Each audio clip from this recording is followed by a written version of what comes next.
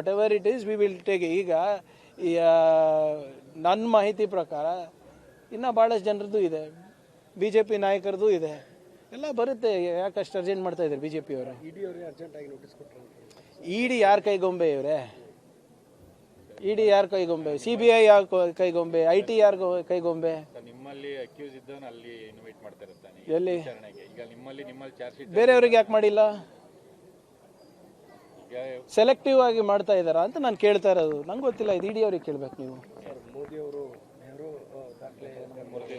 ಎಲ್ಲಿ ನೋಡಿ, ಬರೇ ದಿನಗಳ ದಾಖಲೆ ಮುರಿಯೋದ್ರಿಂದ ಆಗೋದಿಲ್ಲ. ನೆಹರು ಅವರು ಅರ್ಧ ಮಾಡಿದಷ್ಟು ಕೆಲಸ ಮಾಡಿದಾರಾ? ಒಂದು ಇಸ್ರೋ ಥರ ಸಂಸ್ಥೆ ಕಟ್ಟಿದಾರಾ? ಒಂದು IIT ಥರ ಸಂಸ್ಥೆ ಕಟ್ಟಿದಾರಾ? ಒಂದು ದೊಡ್ಡ ಅಣೆಕಟ್ಟು ಮಾಡಿದಾರಾ? ಹೇಳಿ.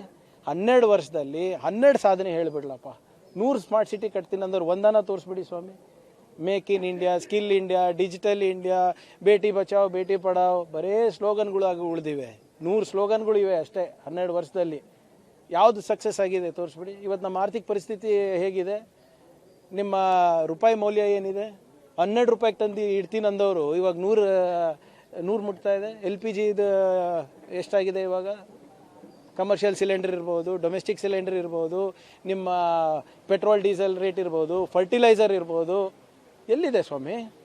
ಏನು ಯಾವ ಪುರುಷಾರ್ಥಕ್ಕೆ ಇವರು ಸಾಧನೆಗಳನ್ನು ಹೇಳ್ತಾ ಇರೋದು? ನೆಹರು ಅವ್ರಿಗೆ ಕಂಪೇರ್ ಮಾಡ್ತಿರಲ್ಲ. ನೆಹರು ಅವರ ಅಧಿಕಾರ ವಹಿಸ್ಕೊಂಡಾಗ ನಮ್ಮ ಆರ್ಥಿಕ ಪರಿಸ್ಥಿತಿ ಏನಿತ್ತು, ಮತ್ತು ಹೇಗೆ ಬಿಟ್ಟು ಹೋಗಿದ್ರು, ಮತ್ತು ಇವ್ರೇನು ಮಾಡಿದ್ದಾರೆ ಸ್ವಲ್ಪ ತುಲನೆ ಮಾಡಿ. ಮೋದಿಯವರ ಹೆಸರಲ್ಲೆಲ್ಲ ಪೂಜೆ ಎಲ್ಲ ಮಾಡ್ತಾ ಇದ್ದಾರೆ. ಮಾಡಲಿ, ಅವರೆಲ್ಲ ಅಂಧ ಭಕ್ತರು. ಅವ್ರು ಮಾಡಿಲ್ಲ ಅಂದರೆ ಏನೇನು ಮಾಡ್ತಾರೆ? ಅವರೇ ಪೂಜೆ ಮಾಡಬೇಕಲ್ಲ. ಇಂಥ ಪ್ರಶ್ನೆಗಳಿಗೆ ಉತ್ತರ ಕೊಡೋಕೆ ಹೇಳಿ. ಅದು ಒಂದು ಕಲ್ಟ್ ಥರ ಮಾಡ್ಕೊಂಡಿದ್ದಾರೆ ಅಷ್ಟೇ ಅವರು. ಅದು ಬಿಟ್ಟರೆ ಬೇರೆದೇನಿಲ್ಲ. ಈಗ ನೀವೇ ಹೇಳಿ, ನಿಮ್ಗೆ ಸಿಗೋ ಸಂಬಳ ಸಾಕಾಗುತ್ತಾ? ಬೇರೆಯವ್ರದ್ದು ಬಿಟ್ಬಿಡಿ. ಹಾಂ, ನೀವೇನು ನಗ್ತಾ ಇದ್ದೀರಾ? ಹಾಂ ಸರಿ. I am not against anybody. ಅವ್ರಿಗೆ ನಾನು, if there against me I can't help it. ಏನೋ ಇದೆ, ನಾನು ಹೇಳ್ತಾ ಇದ್ದಂಗೆ ಇನ್ನೂ ಕಲಿತಾ ಇದ್ದೀನಿ ಸರ್. ಇನ್ನು 3-4 ದಿನ ಆಗಿದೆ ಚಾರ್ಜ್ ತೊಗೊಂಡು. ಇಲ್ಲ, ಯೂನಿಟ್ ವೈಸ್ ಮಾಡ್ತಾ ಇದ್ದೀವಿ. ಇನ್ನೂ ಒಂದು 8 ದಿನ ಆಗುತ್ತೆ. ಯಾಕಂದರೆ ಸುಮಾರು 16-18 ಯೂನಿಟ್ ಬರ್ತದೆ. ಒಂದೊಂದು ಯೂನಿಟಿಗೆ ಒಂದೊಂದು ದಿನ ಅಂದ್ರೂ ಒಂದು 15 ದಿನ ಬೇಕಲ್ಲ ನಮ್ಗೆ ಅರ್ಥ ಮಾಡ್ಕೊಳ್ಳೋಕ್ಕೆ. Okay sir. ಸಚಿವರ ಖಾತೆಗಳ ಸಮಾಧಾನ ಇರುವಂಥ ಸರ್ ಎಲ್ಲಿದೆ? DK ಶಿವಕುಮಾರ್ ಅವರು ಭೇಟಿಯಾಗಿದ್ದಾರೆ, ಕೃಷ್ಣ ಅವರು ಡೆಲ್ಲಿಗೆ ಹೋಗಿದ್ದಾರೆ. ನೋಡಿ, ಇವರೇ ಏನಿದ್ರು ವರಿಷ್ಠರು ಕೂತ್ಕೊಂಡು ತೀರ್ಮಾನ ಮಾಡ್ತಾರೆ. ಎಲ್ಲರಿಗೂ ಸಮಾಧಾನ ಮಾಡೋಕ್ಕೆ ದೇವ್ರ ಕಡೆಯಿಂದನೇ ಆಗಲ್ಲ ಅಂದರೆ ನಮ್ಮ ಕಡೆಯಿಂದ ಏನಾಗ್ತದೆ? ಆಮೇಲೆ ಅಂಥದ್ದು ಯಾವುದೂ ಗೊಂದಲ ಇಲ್ಲ. ರಾಮಲಿಂಗಾರೆಡ್ಡಿ ಸಾಹೇಬರು ಭಾಳ ಸ್ಪಷ್ಟವಾದ ಸ್ಟೇಟ್ಮೆಂಟ್ ಕೊಟ್ಟಿದ್ದಾರೆ. ಮುನಿಯಪ್ಪ ಸಾಹೇಬರು ಸ್ಟೇಟ್ಮೆಂಟ್ ಕೊಟ್ಟಿದ್ದಾರೆ. ಕೃಷ್ಣ ಅವರು ಬೇರೆ ಯಾವುದೋ ಕೆಲಸಕ್ಕೆ ಹೋಗಿದ್ದಾರೆ ಅಂತ ನನ್ನ ಮಾಹಿತಿ ಇದೆ. ಬಟ್ ಏನೇ ಇದ್ರೂ ಕೂಡ CM ಹತ್ರ ಮಾತಾಡ್ತಾರೆ. ಅದರಲ್ಲಿ ಏನಿದೆ? CM DCM ಡೆಲ್ಲಿ ಹೋಗಿದ್ದಾರೆ. ಅದೇ ಅವರು ಹೋಗಿದ್ದಾರೆ, ತಪ್ಪೇನಿದೆ ಅದರಲ್ಲಿ? ಭಾಳ ಸ್ಪಷ್ಟವಾದಂಥ ಏನೋ ಅವ್ರ ದಿನಚರಿ ಇದೆ ಅಲ್ಲ.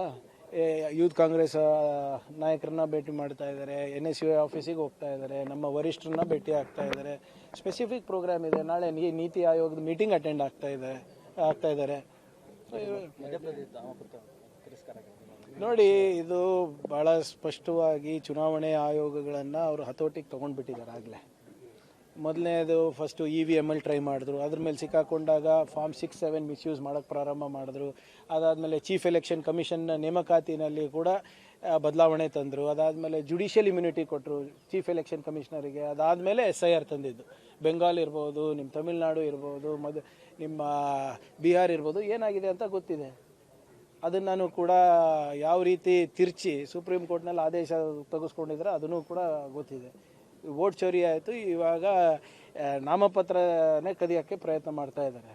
ಈ ಒಂದು ವ್ಯವಸ್ಥೆ ಇದೆ, ಒಂದು ಕಾನೂನಿದೆ, ಒಂದು ಸಂವಿಧಾನದ ಅಡಿನಲ್ಲಿ ಕೆಲವು ನಿಯಮಗಳಿದೆ. ಅದನ್ನು ಕೂಡ ಗಾಳಿಗೆ ತೂರ್ತಾರೆ ಅಂದರೆ ಯಾವ ಮಟ್ಟಕ್ಕೆ ಇವರು ಚುನಾವಣೆ ಆಯೋಗ ಅವ್ರ ಕೈಗೊಂಬೆ ಆಗಿದೆ ಅಂತ ನೀವು ಯೋಚನೆ ಮಾಡ್ಬೋದು.